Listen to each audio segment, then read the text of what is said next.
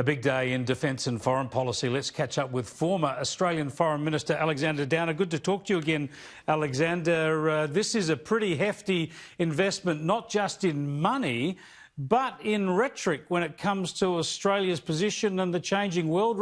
Clear references to the 1930s and 40s. Well, I think the problem we have, and I've been concerned about this for 20 years, is that as China emerges from poverty to becoming a rich and powerful country, it wants to dominate the Indo-Pacific region increasingly. I mean, you know, maybe for defensive reasons born out of China's history, but they certainly have a strategy of dominance through the region. And what we need to do is make sure that there is a proper balance of power in the region. That's partly through consolidating the American alliance, but it's also about us and our neighbours making a proper contribution to defence. So we send a message to China: it's never going to be worth your while trying to change the status quo by force. It's never going to be worth your while because we have substantial force, and you don't want to get into a conflict with us, our allies, in particular with the United States. And that will help keep the balance of power in the region. So I think what Scott Morrison's announced and what the government has been doing has been very wise and a very good insurance policy for Australian security. It's hard to see how anyone can criticise it politically, because even those on the left, if you like, who always argue we should downplay the American alliance, the corollary of that is always that you're going to need to spend more on your own defence if you're going solo. So I would have thought, as expensive as this is,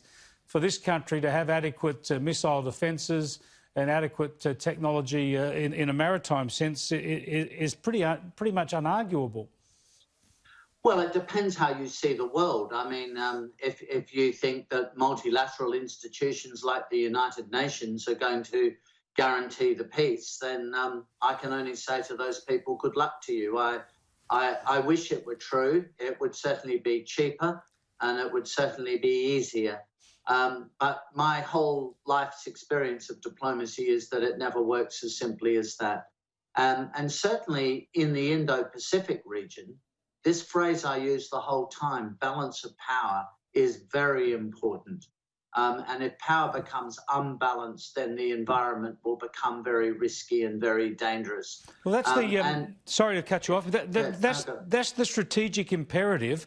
I want to get your thoughts on the diplomatic consequences now, because we're having difficulty with the China relationship, and China hasn't liked the way people in Australia have been talking about a new sort of Cold War setting. Well, this reference to the 30s and 40s sort of ups the ante on the Cold War, doesn't it? It takes us to a pre-war setting.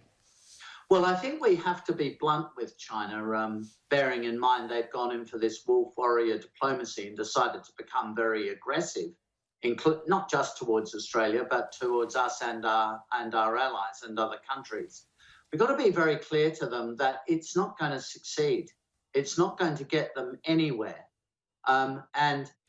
The more they ramp up the rhetoric, the more they ramp up the threats, the more isolated they are going to become. They are not going to weaken our resolve.